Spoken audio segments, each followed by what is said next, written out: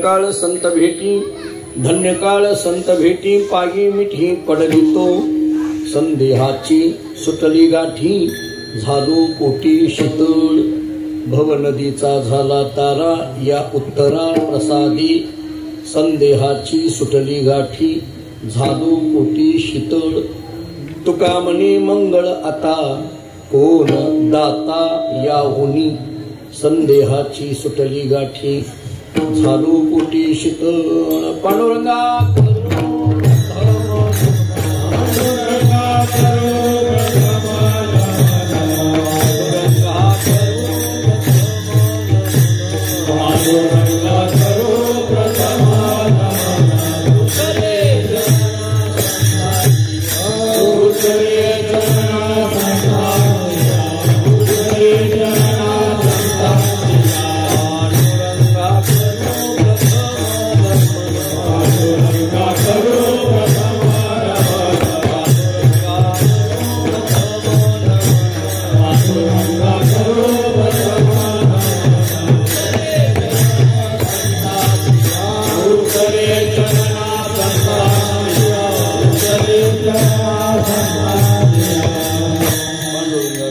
मन मन दुसरी चरण संताची, त्यांच्या कृपादाने कथेचा विस्तारो बाबाजी सद्गुरुदास तुका मस्तक हे पायावरी, या वारकरी संताची, जेने पंढरी सारखाची आपुला धामणगाव केला, वैकुंठाधिपती श्री विठ्ठल सखा सोयरा जोडिला, जो का भक्त विरक्त भूतळवटी, विख्यात हा बोधला, त्या श्री संत सद्गुरु मानकोजी चरणी, साष्टांग मी घातिला विढाला,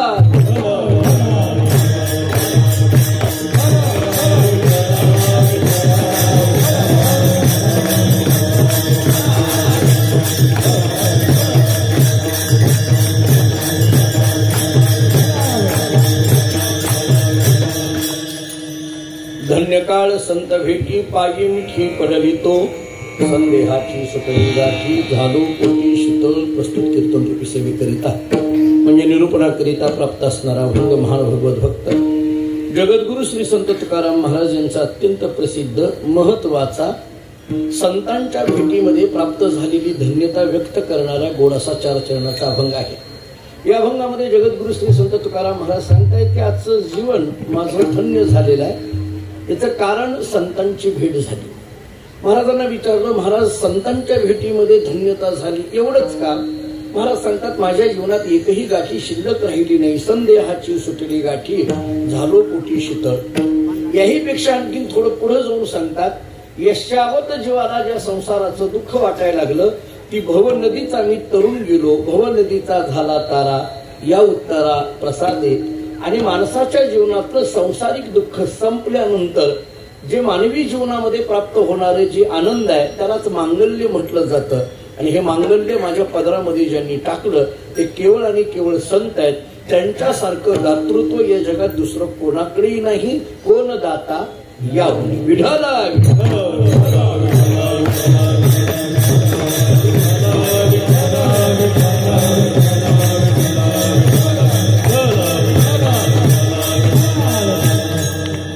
भूमी असणाऱ्या या दहिसर नगरीमध्ये भगवंताच्या कृपेने, साधू संतांच्या आशीर्वादाने, वारकरी संप्रदायातील थोर परंपरा श्री संत सद्गुरू मानकुजी बोधले महाराज यांच्या कृपेने, सद्गुरू दादांच्या आशीर्वादाने, आदरणीय हरिभक्तीपरायण सुधाकर महाराज लोकरे यांच्या मार्गदर्शनाने आणि या संत कुर्मदास भक्ती ज्ञान मार्ग सेवा मंडळ तथा श्री संत सद्गुरू मानकुजी बोधले महाराज प्रासादिक मंडळ यांच्या संयुक्त विद्यमानाने सुरू असणारा हा अखंड हरिनाम सप्ताह, या सप्ताहातील आज उपांत्य दिवशीची कीर्तन सेवा माझ्याकडे प्राप्त आहे. या वर्षीचं हे सप्ताहाचं 25वे वर्ष आहे.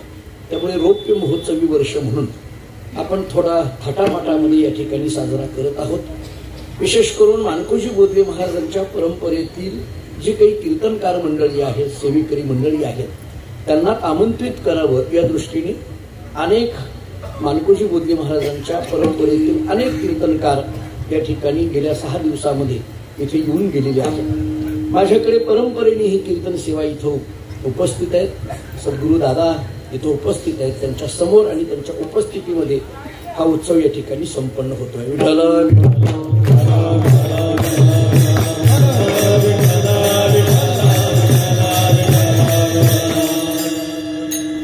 साधारणतः हे 2025 साल आणि 25वाच हा उत्सव रौप्य महोत्सव. 25 वर्षापूर्वी लावलेलं हे रोपटं इवलेसे रूप लाविले द्वारी त्याचा विनो गेला गगनावरी या ज्ञानोबांच्या पंक्तीप्रमाणे आज एका वटवृक्षामध्ये याचं रूपांतर झालेलं आहे. एखादा उत्सव सुरू करणं सोपं असतं, परंतु तो उत्सव कायमस्वरूपी तितक्याच भावनेने टिकविणं कठीण असतं. परंतु 25 वर्षापूर्वी या दहिसर बोरिवली या भागामध्ये, या भागात ती तर मंडळी आहेतच, परंतु विशेष करून सोलापूर जिल्ह्यातील अनेक गावची मंडळी इथं उपस्थित आहेत. आणि ती सगळी उपस्थित असलेली मंडळी एकत्रित येऊन हे रोपटं या ठिकाणी लावलं. मला मागाशी सुधाकर महाराज सांगत होते, आम्ही त्यांना भाऊसाहेब म्हणतो. लवळचे संत कुर्मादास महाराजांची समाधी लवळला आहे आणि माणकोजी बोधले महाराजांची समाधी धामणगावला आहे. आणि हे धामणगाव आणि लवळ ही दोन्ही गावं जवळच आहेत, तशी काही फार अंतर आहे त्या गावांमध्ये असं नाही. आणि म्हणून या दोनही संतांचं स्मरण व्हावं या दृष्टीने हा उत्सव संयुक्त विद्यमानाने या ठिकाणी सुरू आहे. 25 वर्षापूर्वी जेव्हा दादांना घेऊन भाऊसाहेब आणि आदरणीय आमच्या भागातील राजकीय क्षेत्रातील एक अत्यंत उत्तुंग व्यक्तिमत्व आदरणीय विनायकराव पाटील यांना आम्ही प्रेमाने बापू म्हणतो, ही सगळी मंडळी ज्यावेळेस 25 वर्षापूर्वी या उत्सवाकरता म्हणून इथं आली तेव्हा मला भाऊसाहेब मला सांगत होते, दादांनी विचारलं, अहो भाऊसाहेब इथं कसं जमायचं? तर भाऊसाहेबांनी सांगितलं, दादा तुम्ही आले की सगळं जमताय, फक्त तुम्ही या. आणि म्हणून दादांच्या उपस्थितीने आणि मग या रोपट्याला या ठिकाणी पाणी घातलं गेलं आणि हळूहळू हा उत्सव पूर्वी पलीकडे होता, त्या रस्त्यावर होता, त्यानंतर हा उत्सव या जागेमध्ये या ठिकाणी सुरू झाला आणि अतिशय चांगल्या पद्धतीचं स्वरूप या उत्सवाला आणि या मंडळाला आलं. म्हणजे थोडं स्पष्ट, आदरणीय महाराज आपण इथं उपस्थित आहात, आपण याची साक्षीदार आहात. अनेक मंडळी इथं उपस्थित आहेत या भागात वारकरी संप्रदायाचं काम करणारे. थोडं मनातलं आणि स्पष्ट भावना व्यक्त करायच्या झाल्या तर आता दहिसर बोरिवली भागामध्ये वारकरी संप्रदायातील जी काही प्रमुख मंडळ आहेत त्याच्यात मध्ये हे एक मंडळ आहे असं म्हणायला हरकत नाही. वारकरी संप्रदायाच्या कार्यामध्ये एक मंडळ आहे आणि अत्यंत महत्वाचा वाटा या मंडळाने एकंदरीत या दहिसर बोरिवली भागामध्ये वारकरी संप्रदाय टिकविण्यामध्ये रुजविण्यामध्ये फार महत्वाची भूमिका बजावली आहे असं म्हणायला हरकत नाही. उत्सव सुरू होत असताना कोणतीही गोष्ट सुरू करताना ती लहानच असते. बऱ्याच वेळेला तर मनातली भावना आपली जर असेल की आम्हाला हे चांगलं कार्य करायचं आहे तर महाराजांचं वचन त्याला असं आहे, सत्य संकल्पाचा दाता नाराज. आपण फक्त संकल्प सत्य करायचे असतात, ते पूर्णतेकडे घेऊन जायचं काम परमात्म्याचं असतं. आपण जर संकल्पच केले नाही तर ते पूर्ण कशी होतील? त्यामुळे संकल्प, परंतु ते बोलताना महाराजांनी त्याला सत्य असा शब्द वापरला. आपण अंतःकरणामध्ये संकल्प सत्य पद्धतीचे जर केले तर सत्य असलेला परमात्मा त्याला परिपूर्णतेकडे घेऊन जात असतो. मला वाटतं त्याची ही एक असणारं मूर्तिमंत उदाहरण आहे असं म्हणायला हरकत नाही. या दोन्ही मंडळाची जी काही कार्यकर्ते आहेत, जी काम करणारी मंडळी आहे, ती अशी तशी बघायला गेलं तर अतिशय सामान्य कुटुंब, म्हणजे थोडं स्पष्टच बोलायचं झालं तर हातावर पोट असलेली कुटुंब स्पष्ट म्हणायचं झालं तर. कारण इथं काहीतरी कामानिमित्त, नोकरी निमित्त आपलं गाव सोडून या बोरिवली दहिसर भागासारख्या शहरामध्ये ही आलेली मंडळी, परंतु आल्यानंतर हळूहळू एकत्रित येऊन आपणही काहीतरी वारकरी संप्रदायाची सेवा केली पाहिजे या न्यायाने ही मंडळी एकत्रित आली. शेवटी जरी परिस्थिती नाजूक असली तरी त्या परिस्थितीला सुद्धा वरदहस्त करण्याकरता भगवान कोणाच्या ना कोणाच्या तरी योजना करतच असतो. मला वाटतं या उत्सवाच्या पाठीमागे फार मोठा आधार जर कोणाचा असेल तर या जागेचे मालक आदरणीय बाळासाहेब शिंदे साहेबांचा आहे. खरं तर थोडं आणखी स्पष्ट बोलेल की त्यांच्यामुळेच या उत्सवाला आज पद्धतीचा हा रौप्य महोत्सव साजरा करतोय असं म्हणायला हरकत नाही. कारण एरवी तुम्ही मुंबईतली मंडळी जागेला किती महत्व आहे हे तुम्हाला चांगलं माहिती आहे, कारण तुमची सगळ्याचीच घरं मी बघतोय, मी इकडे हात केला लगेच. कमी जागेमध्ये घर किती चांगलं ठेवावं हे मला वाटतं तुमच्याकडनं शिकावं. कारण आपण गावाकडे आल्यानंतर किती जरी घर आपली जुन्या काळातली वाडे मोठी असते तरी पसाराच असतो आपल्या वाड्यामध्ये, कुठे बघत तिकडे पसारा. पण छोट्या छोट्या खोल्या, इथं या चाळीमध्ये छोट्या छोट्या खोल्या, पण त्याच्यामध्ये सुद्धा किती व्यवस्थित नीटनेटका संसार तुम्ही करणारी मंडळी. याचा अर्थ जागेचं इथं फार महत्व आहे. आणि जागेचं महत्व असून सुद्धा आदरणीय बाळासाहेबांनी ही जागा आपल्या या उत्सवाकरता या ठिकाणी गेली अनेक वर्ष झालं उपलब्ध करून दिली. आणि मला आत्ताच सांगितलं की जोपर्यंत उत्सव आहे तोपर्यंत ही जागा आपल्या करता त्यांनी निर्माण करून दिलेली आहे. असं मला मंडळाने आता सांगितलं. मला वाटतं बाळासाहेब मी थोडस पुढे बोलेल. जोपर्यंत उत्सव आहे तोपर्यंत आपण जागा दिली असं आपण जाहीर केलं. शेवटी संप्रदायाचं काम आहे. आपल्याकडे असं म्हटलं जातं की हे संप्रदाय चंद्र सूर्य असेपर्यंत चालणार आहे. मी थोडासा लहान असल्यामुळे उलट बोलतो. हा उत्सव जोपर्यंत आहे तोपर्यंत चंद्र सूर्य आहे असं म्हणायला हरकत नाही. थोडंसं उलट बोलतो कारण हे उत्सव कुणाचा आहे? ज्ञानोबा आहे, तुकोबा यांचा. हा काही उत्सव कुणा एका व्यक्तीचा नाहीये. हा उत्सव मानकोजी बोधले महाराजांचा आहे, हा उत्सव कुर्मदास महाराजांचा आहे, हा उत्सव ज्ञानेश्वर महाराजांचा आहे, हा उत्सव तुकाराम महाराजांचा आहे, हा उत्सव पांडुरंगाचा आहे, हा उत्सव समस्त संतांचा आहे. त्यामुळे हे संत जोपर्यंत आहेत तोपर्यंत चंद्र सूर्याला किंमत आहे असं म्हणायला हरकत नाही. त्यामुळे या उत्सवाला आपण जी जागा एवढी मोठ्या पद्धतीने इथं उपलब्ध करून दिली, अतिशय सुंदर अशा पद्धतीचं मंदिर मुळातच आहे. या अधिष्ठान आपल्याला योगायोगाने मुळातच तिथं अधिष्ठान करून ठेवलेलं आहे. साईबाबांची मूर्ती आहे, महादेवाचं मंदिर आहे, विठ्ठल रुक्मिणीची मूर्ती आहे. आणि म्हणून मुळातच असलेलं हे अधिष्ठान, त्या अधिष्ठानापुढे या ठिकाणी हे अनुष्ठान चालतं आहे. आणि म्हणून अत्यंत बाळासाहेबांचे या ठिकाणी खऱ्या अर्थाने ऋण व्यक्त करतो की आपण एवढ्या मोठ्या मनाने, कारण आपल्या जागेमध्ये दुसऱ्याला जागा द्यायची त्याला फार मन मोठं लागतं, त्याला फार मन मोठं लागतं. आता आपण दुपारीच मंगेश भाऊ बोलत होतो, टाळ पकवान सुद्धा कुणी घरात ठेवून घेईना, कशाला जागा अडवायची. बरोबर आहे की नाही? मला मगाशी कृष्णा पाटलांनी, दत्ता महाराजांनी, गणेश भाऊंनी सांगितलं म्हणजे हे टाळ पकवाजा करता एक आम्हाला जागा करायची. म्हटलं का कोणाच्या घरात ठेवा हा प्रश्न आहे, ही कशाला अडचण म्हणतात. अशी परिस्थिती आहे अलीकडे, कारण मुळातच जागा कमी ना. परंतु आपली जागा या वारकऱ्यांकरता 7 दिवस 8 दिवस या ठिकाणी मोकळ्या मनाने या ठिकाणी उपलब्ध करून देणं फार मोठं मन लागतं. मी पुन्हा एकदा बाळासाहेबांना या ठिकाणी धन्यवाद देतो. ज्ञानोबाराय, तुकोबाराय, मानकोजी बोधले महाराज कुर्मदासांचे आणि पांडुरंगाचे आशीर्वाद त्यांच्याबरोबर आणि त्यांच्या घरावर अखंड पद्धतीने राहावेत अशी प्रार्थना या ठिकाणी करतो. अनेक माणसं या उत्सवाला जोडत गेली आणि हा उत्सव हळूहळू हळूहळू एक चांगलं रूप घेत गेला. अलीकडल्या काळामध्ये आदरणीय मंगेश भाऊ आपणही खूप मोठ्या सक्रिय पद्धतीने या उत्सवामध्ये आहात. कारण आपण एक पद्धतीचे या उत्सवाचे किंवा या मंडळाचे घटक म्हणूनच काम करत आहात. म्हणूनही या उत्सवाला एक वेगळ्या पद्धतीने रंग करतोय असं म्हणायला हरकत नाही. वारकरी संप्रदायातली सगळी या भागातली काम करणारी महाराज मंडळी या उत्सवाच्या पाठीमागे आहेत. या भागामध्ये राहणारी, निवास करणारी मंडळी, कारण उत्सव हा एकट्याचा नसतो. गुरुदेव दादा आम्हाला नेहमी सांगत असतात, परमार्थ नव्हे एकुट्याचा खेळ. तो काही एकट्याचा खेळ नसतो, त्याच्याकरता सगळे लागतात. सप्ताह करता सगळे लागतात. सप्ताह करता टाळकरी लागतात, वादक लागतात, कीर्तनकार लागतात. त्याच्याकरता इथं आचारी लागतो, स्वयंपाक बनवण्याकरता आचारी लागतो, अन्नदान करणारे लागतात, ऐकणारे लागतात, जेवणारे लागतात.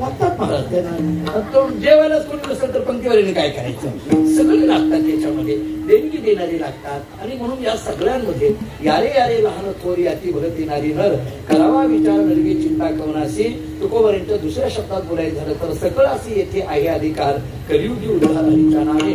या दृष्टीने आपण सगळेजण याच्यामध्ये एकत्रित होता आणि अतिशय आनंदाने, मगाशी आम्ही दुपारी दिंडी पाहिली, अतिशय भव्य आणि दिव्य अशा पद्धतीचा दिंडी सोहळा झाला. आणि इतका सोहळा मोठा होता, संदीप नव्हता दिंडीला म्हणून सांगतो तुला, इतका मोठा सोहळा, इतका दिंडीचा सोहळा मोठा होता. ज्याला ज्या स्वरामध्ये म्हणता येते त्या स्वरात चालतो. महिलांचा वेगळा स्वर होता, आमच्या पुरुष मंडळींचा वेगळा होता. ज्याला ज्या स्वरामध्ये, मी दादाला म्हटलं हे असं कसं काय, दादा म्हणजे म्हणतेत ना हे महत्वाचं आहे. कसंही म्हणून म्हणते, तसं काय नाही म्हणते, मी रथात बसून उभं बघतो. सगळ्या आनंद चाललेला होता. महिलांनी खूप मोठ्या पद्धतीने भजन घेतलं. आमची सगळी तरुण टाळकरी मंडळी ती सगळी या उत्सवामध्ये सहभागी होती. त्यामुळे अतिशय आनंदाचा सोहळा या ठिकाणी साजरा होतो आहे. आनंद खूप आहे, पण तरी सुद्धा एक मात्र दुःख आहे, आणि ते म्हणजे वैकुंठवासी हरिभक्ती पारायण शिवाजी महाराज भूतकर नाही, त्याचं मात्र दुःख आहे. कारण शिवाजी महाराजांनी जर हे पाहिलं असतं तर त्यांच्याही डोळ्यातून घरघर अश्रू आले असते. कारण या सप्ताहाचे ते घटक शिवाजी महाराज या उजव्या बाजूला जसा आज संदीप उभा आहे तसं उजव्या बाजूला शिवाजी महाराज हे असणार. आणि शिवाजी महाराज ज्यावेळेस कीर्तनात असतात, भूतकर ज्यावेळेस कीर्तनात असायचे त्यावेळेस त्या कीर्तनाचा रंग मला वाटतं तेथे असे देव उभा असं ते कीर्तन होतं. रंग भरे कीर्तनात असं ते कीर्तन. वारकरी संप्रदायाची नितांत श्रद्धा, वारकरी संप्रदायाच्या निष्ठा आणि वारकरी संप्रदायातल्या अत्यंत गोड अशा पद्धतीच्या चाली, कशा चाली कोणत्या अभंगाला म्हणाव्या याची जाण, कधी कोणत्या पद्धतीने पकवाज वाजवावा याची जाण, आणि कीर्तनकाराच्या कीर्तनामध्ये आपण ऐकण्यात सुद्धा किती उत्साही असावं याची जाण, सर्वांग परिपूर्ण असं शिवाजी महाराज भूतकरांचं व्यक्तिमत्व होतं. आपल्यातून ते निघून गेले. खरं तर ही फार मोठी दुःखाची गोष्ट आहे. मी तर म्हणेल या भागातली फार मोठी पोकळी आहे.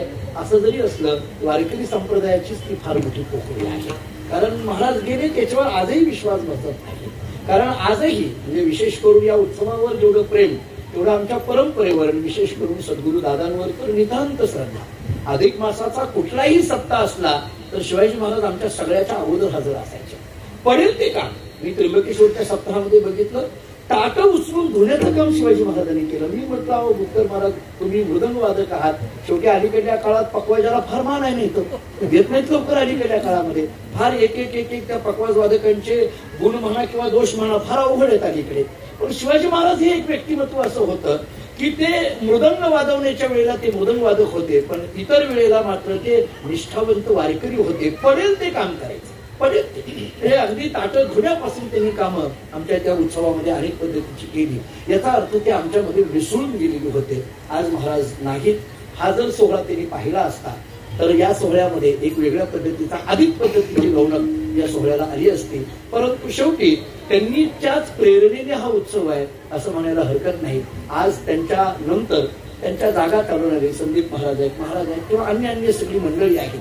ही सगळी मंडळी पुन्हा एकदा या उत्सवामध्ये अतिशय आनंदाने सहभागी होऊन हा उत्सव म्हणजे आपलाच उत्सव आहे अशा पद्धतीने आपण सेवा करणारी मंडळी आपल्या सर्वांच्या चरणी नतमस्तक होतो. 25व्या वर्षाचा हा रौप्य महोत्सव अतिशय आनंदामध्ये साजरा होत असताना पांडुरंगाने आपल्या सगळ्यांवर अखंड कृपा करावी ही प्रार्थना करतो आणि अभंगाच्या चिंतनाला सुरुवात करतो. विठाला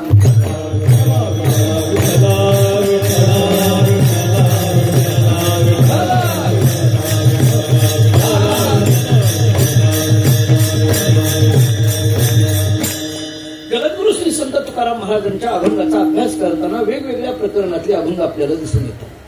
हा अभंग सर्वांच्या कानावर पडलेला आहे, अनेक वेळेला ऐकलेला आहे. या अभंगातलं शेवटचं चरण हे खूप महत्वाचं मला वाटतं. तुका म्हणे मंगळ आता कोण दाता याहुनी. हे जे मांगल्य आमच्या जीवनामध्ये आलं हे कोण दाता याहुनी. याहुनी दाता कोण. याहुनी या शब्दाचा अर्थ आहे संताहुनी. कोण दाता आहे. कोणीही दुसरं दाता नाही. याचा अर्थ तुकाराम महाराजांच्या अंतःकरणामध्ये संतांच्या विषयी असलेल्या नितांत भावना काय आहेत हे या अभंगातून प्रगट होतात. तुकाराम महाराजांच्या जीवनामध्ये संतांची भेट झाल्यानंतर तुकाराम महाराजांच्या जीवनातली काय आनंद किंवा उंची प्राप्त झाली ते या अभंगातून प्रगट होते असं म्हणायला हरकत नाही. मी थोडंसं आणखी पुढे बोलतो. जगद्गुरु श्री संत तुकाराम महाराजांच्या या अभंगाचा अभ्यास करत असताना धन्य काळ संत भेटी हे जे महाराज म्हणतात एका प्रसन्न अवस्थेमध्ये, एका समाधानी अवस्थेमध्ये, एका आनंद अनुभूती अवस्थेमध्ये तुकाराम महाराज बोलतात. मला कधी कधी तुकाराम महाराजांच्या अभंगाचा अभ्यास आणि चरित्राचा अभ्यास करताना आश्चर्य वाटतं. प्रपंचातली एवढी अव्यवस्था कळेली असताना सुद्धा तुकाराम महाराज मात्र एका इतक्या उच्च स्थितीला घेऊन बोलतात ही किती आश्चर्याची गोष्ट आहे. एरवी जर तुकाराम महाराजांच्याच भाषेत काही तुकाराम महाराजांची प्रमाणं द्यायची झाली, बायको वेगळी, घर जळालं, व्यापार बुडला, दिवाळं निघालं तरी तुकाराम महाराजांनी म्हणावं बरे झाले देवा निघाली दिवाळी. मला वाटतं हा अभंग तुकोबारेकडेच बरा आहे. कारण हा अभंग काही सोपा नाहीये. फार फार तर या अभंगाला आपण चालला फार किंवा या अभंगावर कीर्तन करावं. कारण अभंगातल्या कीर्तनाचा आपल्याला कुठं वागायचं असतंय म्हणून करावं. पण या अभंगासारखं जीवन जगणं हे तसं फार कठीण आहे. इतकी सगळी दुःख कडेनी असताना सुद्धा तुकाराम महाराज इतक्या प्रसन्नतेने समाजाच्या समोर जात आहेत. कधी कधी प्रश्न पडतो की याचं गमक तरी काय असेल. मी तत्वज्ञानातले 2 शब्द वापरतो, ऐका. एवढी प्रापंचिक प्रतिकूलता कडेने असताना सुद्धा तुकाराम महाराज त्या प्रतिकूलतेला कधी प्रतिकूलता म्हणत नाहीत, उलट त्या प्रतिकूलतेला पारमार्थिक अनुकूलता म्हणतात. विशेष मी तुम्हाला त्याची काही उत्तरं देऊन पुढे जातो. म्हणजे बरे झाले देवा निघाले दिवाळे हे म्हणत असताना बरिया दुष्काळे पिढा गेली. काय गमत आहे, दुष्काळे पिढा गेली. महाराज सांगतात या दुष्काळामध्ये दुष्काळे पिढा गेली. ही पद्धतीची एक पद्धतीची ती पिढा गेली ना, म्हणजे दिवाळा निघणं याला पिढा गेली असं जर महाराज म्हणत असतील तर प्रतिकूलतेला अनुकूलतेमध्ये किती अंतात हे बघा. दुसरं उदाहरण देतो महाराजांचं, हे तिथं पुढचं प्रमाण पहा. बरे झाले बाईल मी, बायको मिळी, त्याच्याबद्दल बोलता. आता बायको मिळली त्याला बरे झाले म्हणणं हे किती विशेष आहे. आता आपल्या जीवनात ते प्रसंग येत नाही, ती गोष्ट पण त्याला असं म्हणणं, बायको मिळली बरे झालं म्हणणं असं का. महाराजांनी त्याचं उत्तर दिलंय, देवी माया सोडवी. हे उत्तर आहे. बरे झाले बाईल मिळली, तुम्ही बाईल या शब्दाकडे लक्ष देऊ नका फार, पण त्याच्या पुढचा विचार करा. देवे माया सोडविले याचा अर्थ तुकाराम महाराज बायको मरण हा वाच्यार्थाने न घेता तुकाराम महाराज सांगतात माया सोडविले याचा अर्थ ज्या मायेने यष्टावत जीवाला दुःख दिलं त्या मायेतून मी बाहेर पडलो म्हणून बरं झालं. विठ्ठल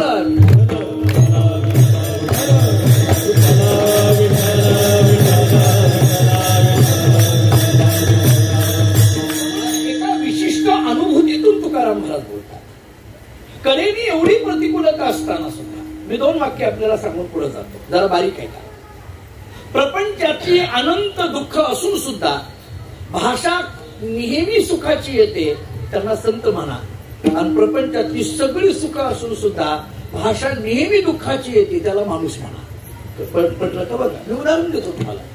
प्रपंचामध्ये सगळी दुःख असून सुद्धा भाषा नेहमी सुखाची येते त्यांना संत म्हणा. तुकोबाराय, ज्ञानोबाराय, नामदेवराय या सगळ्या संतांची चरित्र प्रसंगी मी मांडेल. हे कडेनी तुकाराम महाराजांच्या एवढी सगळी दुःख असून सुद्धा तुकाराम महाराजांना विचारलं कसं चाललंय. तुका म्हणे आम्ही खातो आनंदाची लाडू. म्हणजे दुःख असून सुद्धा महाराज शब्द वापरतात, खातो आनंदाची लाडू. नामदेवांना विचारलं 10 बाय 10ची खोली, ते नामदेव मंदिर जे आपल्याला दाखवलं जातं पंढरपुरातलं, आता मोठं झालं पण पूर्वी ते लहानच होतं. ती छोटीशी खोली आणि नामदेव एकटे नाही 14 माणसं एकत्र त्या खोलीमध्ये. 14 माणसं. मला कधी कधी नामदेव यांच्या चरित्राचा अभ्यास करताना आश्चर्य वाटतं. 14 माणसं एकत्रित, 15-20 जणाबाई, आणि हे सगळे एकत्रित राहत असताना सुद्धा एकदा नामदेवांना विचारलं, नामदेवराय कसं चाललंय. नामदेवरांनी सांगितलं विठोबाचे राज्य आम्हा नित्य दिवाळी. किती विशेष आहे बघा. 14 माणसं एकत्रित असताना म्हणायचं आनंदाने चाललंय. हे जमतंय का आपल्याला. 2 माणसं जास्त झाली तर आनंद निघून जातो, आपल्याला जमत नाही. आपल्याला एखादा पाहुणा सुद्धा जास्त दिवस चालत नाही. पूर्वीच्या काळामध्ये आता बदललं, पण आम्ही दादांच्या बरोबर पूर्वी लहानपणी फिरायचो. पूर्वीच्या काळामध्ये गावांमध्ये गेल्यानंतर महाराज यावे 8-8 दिवस राहावे असं वाटायचं. आता महाराज 8ला यावा, कीर्तन झालं की लगेच जावा असं वाटतं. त्याला मुक्काम नाही आपलं नाही म्हणत मी, दुसरं म्हणायला असं करू नका, आम्ही आहेत दुसऱ्याचं सांगायला पण त्यानंतर महाराज लगेच जावा. जो महाराज आता अशी परिस्थिती आहे, नियोजन करणारी आता तुम्ही नाहीये, तुमच्याबद्दल मी म्हणत नाही. का म्हणत नाही, कारण मला उद्यापर्यंत राहायचंय तुमच्या, म्हणून तुमच्याबद्दल काही बोलत नाही. पण अलीकडे कमिटी सुद्धा निर्णय घेताना कोणत्या महाराजाला बोलवायचं, जी मुक्काम करणार नाही त्याला बोलवा, कुठं झोपायचं त्याला. म्हणजे कुणाला आता अलीकडे काळात व्यवस्था नको वाटतात, पण पूर्वी मात्र असं असायचं. पूर्वी आम्ही बघायचो की त्या काळामधली माणसांची म्हणजे आल्यानंतर आम्ही आता हे निजाम जवळच्या नागू महाराज इथं आलेले 7 दिवस झाले इथं सप्ताह आहे. आम्ही जवळ्याला जायचो, दादांबरोबर राहायचो, तुम्हाला सांगतो महाराज. आणि 8-8 दिवस मंगेश बरोबर व्हायचं. सप्ताह संपल्यानंतर दादा उद्या सप्ताह म्हणताना आदल्या दिवशी जायचे. आदल्या दिवशीपासून काला झावलीपर्यंत दादा तिथंच राहायचे. पण काला झाल्यानंतर तेव्हा काय आमच्याकडे गाडी वगैरे नव्हती, एसटीने जावं लागायचं. त्यांच्या बाजारात त्या स्टँडवर यायचो आम्ही. तर मी बघितलेलं तुम्हाला सांगतो, जवळजवळ अख्खं गाव दादांना एसटीला पाठवण्याकरता हजर असायचं. सगळं बाया पुढं माणसं सगळी. ती दुपारची 4ची एसटी असायची आणि त्या 4ची एसटीला सगळं गाव ते जवळा गाव हजर असायचं पाठवायला. आणि सगळे रडायची, महाराज रडायचे, दादा जाताना रडायचे, त्यांना वाईट वाटायचे. जरा पुढं बोलू, त्या काळात दक्षिणा फार नव्हती पण प्रेम फार होतं. अलीकडल्या काळात महाराज गेले का गेले हे बघायलाही कोणी विचारत नाही.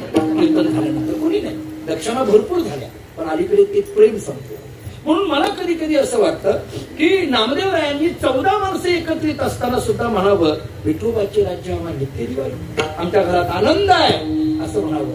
14 लोक एकत्रित, इतकी सगळी दुःख असताना सुद्धा भाषा सुखाची आहे. ते संत आहेत. एरवी आपला जर विचार केला तर त्या दृष्टीने आपल्या जीवनात सुख सगळी ठेवून, तसं बघायला गेलं तर आपल्याला पाहिजे तेवढं राहण्यापुरतं का होईना घर आहे, आपल्याला प्रवासाला जे काही वाहनाची व्यवस्था पाहिजे त्या व्यवस्था आहेत, 2 वेळेचं व्यवस्थित जेवण आपल्याला आहे, सगळं असताना सुद्धा एखाद्याला जर विचारलं कसं काय चाललंय, तो लगेच आम्हाला म्हणतो आमचं काय सांगायचं, ठरलेलं आहे महाराज.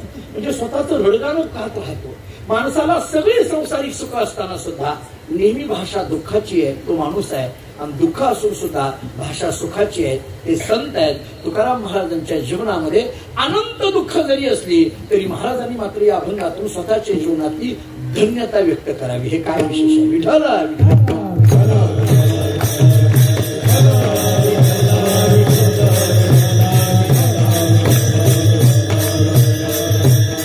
अत्यंत प्रसन्न आहे, समाधानी आहे, आनंदी आहेत तुकाराम महाराज.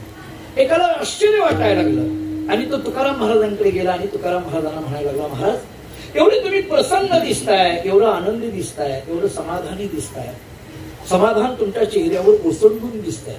एक मानसशास्त्रातलं वाक्य सांगतो, मी नेहमी सांगत आलेलं आहे. वाक्य असं आहे, ज्याचं मन प्रसन्न त्याचा चेहरा प्रसन्न. पहा पटतंय का? ज्याचं मन प्रसन्न त्याचा चेहरा प्रसन्न. जरा हे वाक्य फिरून सांगू. चेहरा बघितलं की कळतं मनात काय चाललंय. याला इंग्रजीमध्ये फेस रिडिंग असं म्हटलं जातं. फेस रिडिंग, चेहरा वाचणं असं म्हणतात. चेहरा बघितलं की कळतं मनात काय चाललंय. आता ही कला 2 लोकांना जास्त आहे, एक महाराज लोकांना आणि दुसरी राजकारण्यांना जास्त आहे ही कला. म्हणजे महाराज राजकारणी असं नाही म्हणजे म्हणत नाही, पण दोघांना कला जास्त आहे. जसं तुम्हाला सुद्धा कळतं की आपल्याकडे एखादा माणूस आला की याचं काय काम असेल लगेच कळतं, तसं आमच्याकडे सुद्धा एखादा माणूस आला की लगेच कळतं याला कोणती तारीख पाहिजे, कळतं लगेच. तसं चेहरा बघितलं की कळतं. तुकाराम महाराजांचा चेहरा अत्यंत प्रसन्न आहे, समाधानी आहे, आनंदी आहे. आणि अशा आनंद अनुभूतीमध्ये जरा महाराजांच्या शब्दात बोलायचं झालं तर आनंदाची डोही आनंद तरंग, आनंदाची अंग आनंदाची ती असते. तुम्हाला आणखी एक बोलू. आनंद हा वस्तूच्या प्राप्तीत नसतो, आनंद हा वृत्तीच्या स्थिरतेमध्ये असतो. पडते का बघ? आनंद वस्तूच्या प्राप्तीत नाही, आनंद हा वृत्तीच्या स्थिरतेमध्ये. तत्वज्ञानातला पुढचा शब्द वापरायचा झाला तर मनाच्या स्थैर्यामध्ये आनंदाचा अनुभव असतो. मी उदाहरण देतो. कल्पना करा, एखादा वाटसोर प्रवासी रस्त्याने चालत निघाला. चालता चालता एका घराच्या बाहेर कट्टा होता, त्या कट्ट्यावर बसला सहज. एखादा माणूस जाता जाता कुठेतरी विश्रांती मिळाली, काहीतरी बसलं मिळालं की बसतो माणूस, बसला त्या कट्ट्यावर. ज्या माणसाच्या घराच्या कट्ट्यावर हा माणूस बसला होता त्या माणसाने खिडकीतून पाहिलं, आपल्या बाहेर कट्ट्यावर कोणीतरी बसलंय. त्या माणसाने त्या खिडकीतून त्याला सुरू केलं, त्या घर मालकाने बोलायला, अरे उठ उठ इथून उठ. तो म्हटलं नाही हो, मी थोडा वेळ बसलो. वस्ती कर वस्ती आला, प्रातःकाळी उठूनही गेला, तसं मी थोडा वेळ बसलोय, मी काही फार वेळ बसणार नाहीये. नाही नाही नाही उठ, माझं घर आहे ते, उठ इथून. तो म्हटलं हो तुमचंच घर आहे, पण मी विश्रांती जरा थकलोय, त्याला प्रवास करतोय, थकलोय, थोडा वेळ बसू द्या. नाही नाही उठ इथून, माझं घर आहे, उठ उठ. तो बिचारा उठला आणि रस्त्यावर उभा राहिला. तेवढ्यामध्ये ढग जुळून आले आणि पाऊस पडायला लागला. त्या पावसाच्या सरी त्याच्या अंगावर येऊ लागल्या. कडेची झाडी एकदम अशी हिरवीगार ती झाडी आणि पाऊस रिमझिम असा अंगावर पडत होता. त्यानं त्या आकाशाकडे बघितलं, त्या पावसाकडे बघितलं, त्या झाडांकडे बघितलं आणि त्याला गीत गुणगुण वाटायला लागलं. एक चांगलं गीत तो गायला सुरुवात केली. अगदी चांगल्या मनाने, मोकळ्या मनाने तो गायला लागला. त्या गाण्याचे स्वर या घरातल्या मालकाच्या कानावर पडायला लागले, पण ते गाणं नीट ऐकू येईना म्हणून खिडकीजवळ गेला आणि ते गाणं ऐकण्याचा प्रयत्न करायला लागला. गाणं ऐकावं तर वाटायला लागलं, पण गाणं तर नीट ऐकू येईना आणि म्हणून त्या घरातल्या मालकाने खिडकीतून त्या माणसाला हाक मारली, अहो इकडे या, इकडे या, इकडे या. तिथं रस्त्यावर गाऊ नका म्हटले, इथं गा, या कट्ट्यावर बसा. तो म्हटला नको नको नको, ते तुमचं घर हे देवाचं घर. उदाहरण संपलं. कळलं का? पहा, ते तुमचं घर आहे त्यामुळे तिथं नको. कारण हे गाणं जर त्या कट्ट्यावर बसलं असतं तर सुचलं नसतं. हे गाणं इथं सुचलं कारण तुझ्या घराला ममत्वाचं बंधन आहे, इथं मात्र ममत्वाचं बंधनच नाही. विठ्ठल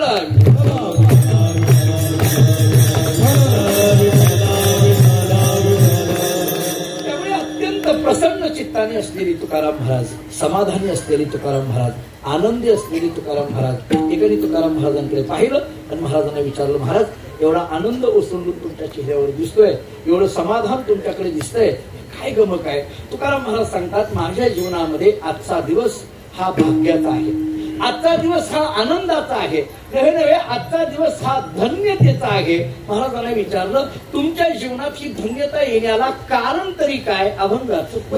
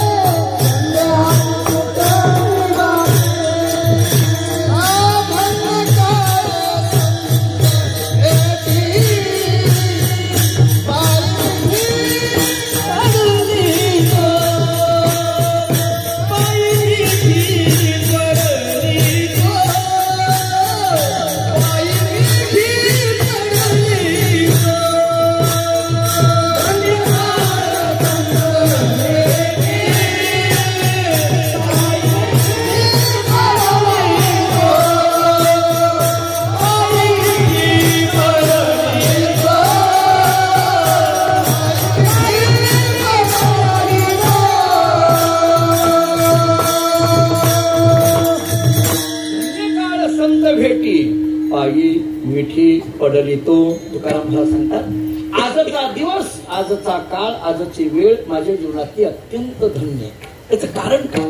महाराज सांगतात, धन्य काळ संत भेटी, पायी मिठी पडली तो. संतांची भेट झाल्यामुळे आजचा दिवस माझ्या जीवनातला अत्यंत धन्य. मला कधी कधी आश्चर्य वाटतं की हा धन्य शब्द तत्वज्ञानाच्या धर्तीवर वेगळा आहे आणि सामान्य माणसाच्या धर्तीवर वेगळा आहे. सामान्य माणसाला धन्यता कशात वाटते? सामान्य माणसाला सत्ता संपत्ती प्राप्तीमध्ये धन्यता वाटते. परंतु संत महात्म्यांच्या धन्यतेचा जर विचार केला तर शास्त्र आम्हाला असं सांगतं, धन्योहम कर्तव्यम मी न विद्यते किंचित, धन्योहम प्राप्तव्यम सर्वमाद्य संपन्नम. शास्त्राची भाषा अशी आहे की कोणतंही कर्तव्य शिल्लक न राहणं आणि काहीही प्राप्तव्य शिल्लक न राहणं अशी अवस्था येणं, हीच अवस्था खऱ्या अर्थाने मानवी जीवनातील धन्यतेची अवस्था आहे. ज्ञानोबांच्या भाषेत बोलायचं झालं तर चौथी याची ठाई काही तर करणे नाही अशा अवस्थेमध्ये येणं. थोडक्यात जरा आणखी वेदांतातला शब्द वापरायचा झाला तर स्थितप्रज्ञ अवस्था प्राप्त होणं, निर्विकल्प स्थिती प्राप्त होणं, अशी स्थिती जिथे येते ना त्याला खऱ्या अर्थाने धन्य म्हणा. आता काहीही कर्तव्य राहिलं नाही आणि काहीही प्राप्तव्य राहिलं नाही अशी स्थिती. थोडं आणखीन गमतीने बोलतो. मला असं वाटतं माणसाच्या जीवनामध्ये, म्हणजे मी एक साधारण विचार मांडतो, आपण सगळी जुनी जाणती मंडळी आहात. खरं तर हे जे 4 आश्रम आपल्याकडे सांगितले, ब्रह्मचर्य आश्रम, गृहस्थ आश्रम, वानप्रस्थ आश्रम आणि संन्यास आश्रम, हे 4 आश्रम आपल्याला सांगितले. शास्त्राने सांगताना असं सांगितलंय धन्य गृहस्थ आश्रम हा. गृहस्थ आश्रम हा धन्य आहे. का सांगितलं? याचं एक छोटं कारण असं आहे, इतर 3 आश्रम हे गृहस्थ आश्रमावर अवलंबून आहे. जर गृहस्थ आश्रम या समाजामध्ये शिल्लक राहिला नाही तर ब्रह्मचर्य आश्रमाने उपजीविका कशावर करायची, वानप्रस्थ आश्रमाने उपजीविका कशावर करायची, संन्यास आश्रमाने उपजीविका कशावर करायची. आणि म्हणून एकंदरीत पद्धतीने धन्य गृहस्थ आश्रम असं जरी असलं तरी मला असं वाटतं ठीक आहे, गृहस्थ आश्रम धन्य, पण या 4ही आश्रमामध्ये जगण्याकरता कठीण आश्रम जर कोणता असेल तर तो वानप्रस्थ आश्रम. बघा, ब्रह्मचर्य आश्रम हा फार कठीण नाहीये, गृहस्थ आश्रमही फार कठीण नाहीये, संन्यास आश्रमही फार कठीण नाहीये, पण वानप्रस्थ आश्रम फार कठीण. जुने कीर्तनकार आपल्याला गणित असं सांगायचे, 1 ते 25 ब्रह्मचर्य, 25 ते 50 गृहस्थी, 50 ते 75 वानप्रस्थ आणि 75 ते 100 संन्यास. 100 धरून केलेलं गणित आहे. आता आपण काही तिथपर्यंत जात नाही, त्याच्यात ते टप्पे करायचे, आपण त्याच्यात टप्पे करायचे, 4 भाग करायचे. पण वानप्रस्थ आश्रम म्हणजे काय? संयोगी वियोग. वानप्रस्थ आश्रम या शब्दाचा अर्थ आहे संयोगी वियोग. नाही कळालं तर सोप्या शब्दात सांगतो, आपणच कमविलेलं, आपणच निर्माण केलेलं, आपण त्याच्या जवळ राहूनही हे आपलं नाही असं म्हणून राहायचं. कळलं का? आता हे आपलंच घर, आपणच बांधलेलं, आपणच त्या घरात राहायचं, पण एका विशिष्ट कालावधीनंतर इदम न मम या वृत्तीने राहायचं, ते फार कठीण आहे. आलं का लक्षात? बघा, सांगू पुढे जरा. घर बांधणं सोपं आहे, घर सोडून जाणंही सोपं आहे, पण घरात राहून घर माझं नाही म्हणणं हे कठीण आहे. विठ्ठल